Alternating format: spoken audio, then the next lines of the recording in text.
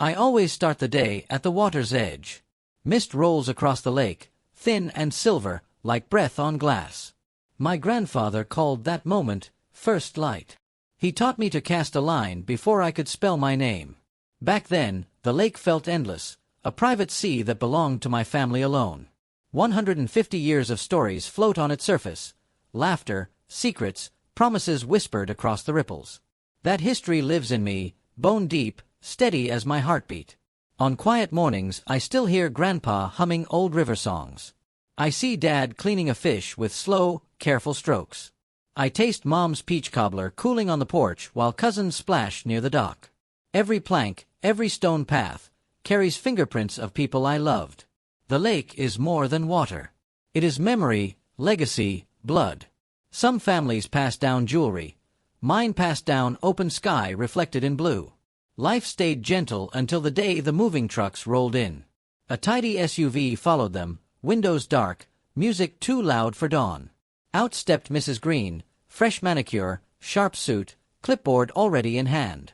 She smiled, but her eyes skimmed the shoreline like a banker tallying coins. Within a week, she became president of the Homeowners Association.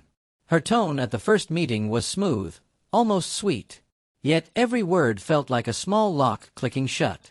The first letter arrived in a crisp white envelope. "Dear property holder," it began, as if my name were an afterthought. It claimed the lake was common space, maintained by the HOA. I read the sentence 3 times, lips numb.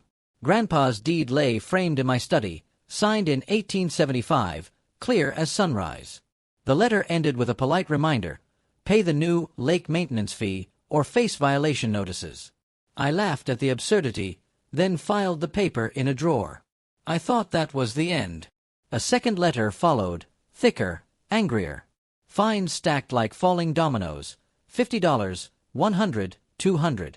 Each alleged offense was stranger than the last: unauthorized dock, unapproved shoreline vegetation. I walked the edge with a notebook, checking every blade of grass, every nail. Nothing had changed since my great-great-grandfather hammered the first post. But the HOA's warnings kept coming, printed in bold red ink. At night, envelopes rustled in my dreams like dry leaves. Neighbors whispered about Mrs. Green's late-night rule changes. Some shrugged, they just wanted their lawns trimmed and trash collected.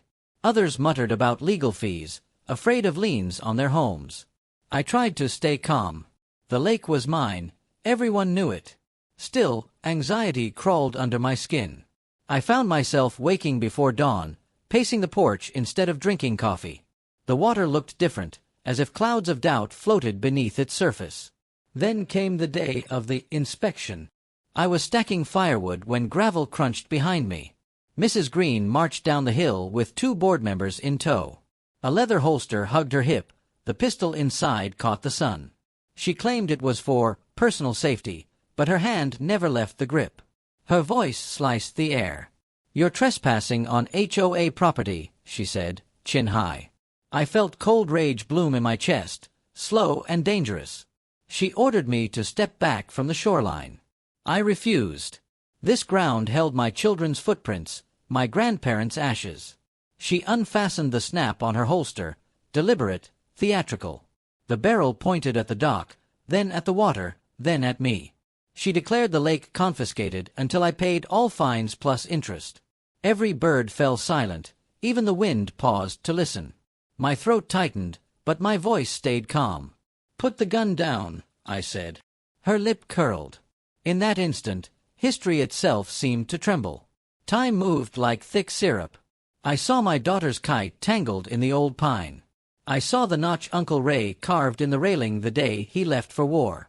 Generations watched through my eyes. Something unbreakable rose inside me, older than bylaws, harder than steel. Mrs. Green expected fear. Instead, she met a wall of memory and bloodline. I made one promise, quiet as prayer: she would never touch this water again. She finally lowered the gun, but the damage was done. The peace of 150 years had been shattered by a single finger on a trigger. She turned away, heels crunching on gravel, certain she had won. Yet as her figure shrank up the path, a new thought ignited in my mind, bright, unstoppable. If she wanted a battle over my heritage, I would not fight on her terms. I would change the battlefield itself. My lake was worth more than sleep, more than comfort, more than fear. I watched the horizon glow pink over the water and crafted a plan as dawn burned away the mist, knowing I would never be a victim again. I didn't sleep that night. I sat on the porch, staring at the lake, my fists clenched around an old photo of my grandfather fishing with me. Every ripple of water seemed to whisper the same thing: don't let her win. Something had to change. I wasn't going to just fight fines or argue over property lines. No, I had to go deeper. I had to understand how this HOA worked, and find a way to take it back. The next morning, I drove straight to the county records office. I asked for everything tied to our HOA, bylaws, meeting minutes, board elections, homeowner rosters. The clerk raised an eyebrow but handed me a fat file. I read every page. Most of it was dry legal speak, but one line hit like a lightning bolt. The HOA is a corporation. The board can be replaced by majority vote. Asterisk asterisk. I stared at those words, heartbeat picking up. This wasn't just a power struggle, it was a business. And like any business, it could be bought. I made a list of every homeowner in the neighborhood. Some I knew well, others barely at all. I started knocking on doors. Some didn't answer. Some slammed the door. But a few listened. I told them what happened. I showed them photos of the lake, letters from the HOA, even the report I filed after Mrs. Green pulled that gun.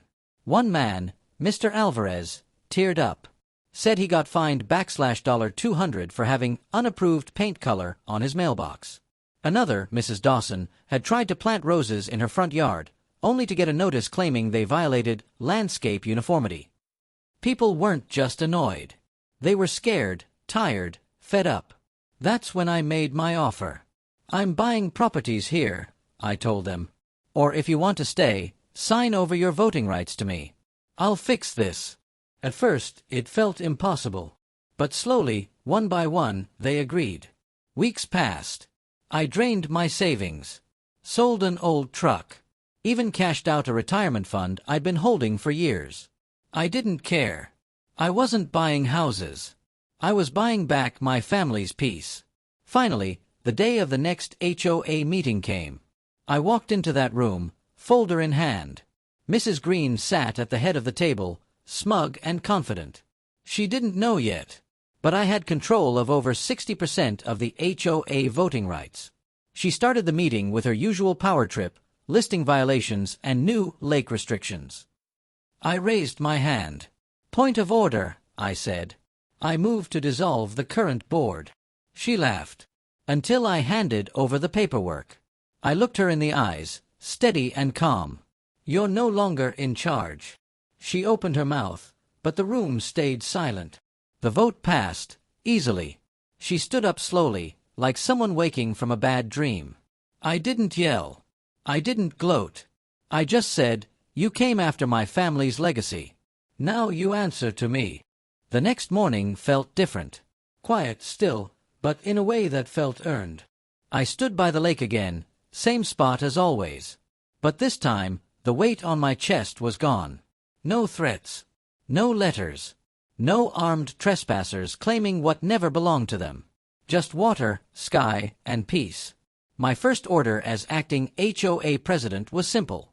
Revoke every fake fine issued by the old board.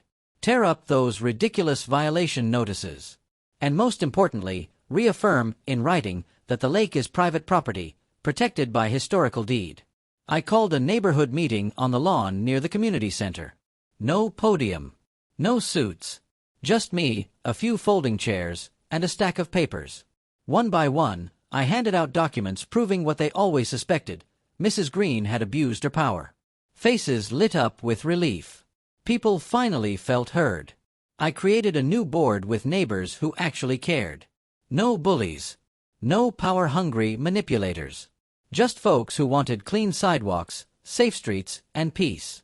The way an HOA is supposed to work. Then I focused on the lake. I rebuilt the old dock, added a gate and posted signs that read, private family property. Do not trespass. Not out of spite, out of protection. because I'd seen how quickly peace can be stolen when you're not looking. That weekend, I sat with my daughter at the water's edge. She dangled her toes in the lake and asked, "Is the lady coming back?" I looked at her, those wide eyes, full of worry no kid should carry. "No, sweetheart," I said. "She's not coming back." Neighbors started waving again.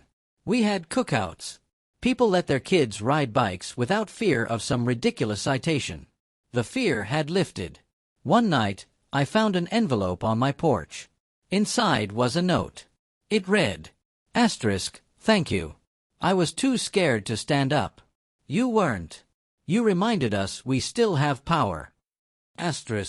There was no name. Didn't matter. That letter said everything. And that lake. It looks the same. Still catches the sunset just right. Still carries the echo of my grandfather's laugh. But now, it feels even deeper. Because I didn't just protect my family's legacy. I fought for it. I reclaimed it. Every ripple reminds me that some things are worth defending, no matter the cost. Not with fists. Not with fear. But with resolve. And the willingness to do what others won't. I never wanted to fight. But when they came with greed and guns, they forgot one thing. That lake wasn't just mine. It was my history. And I wasn't about to let anyone rewrite it.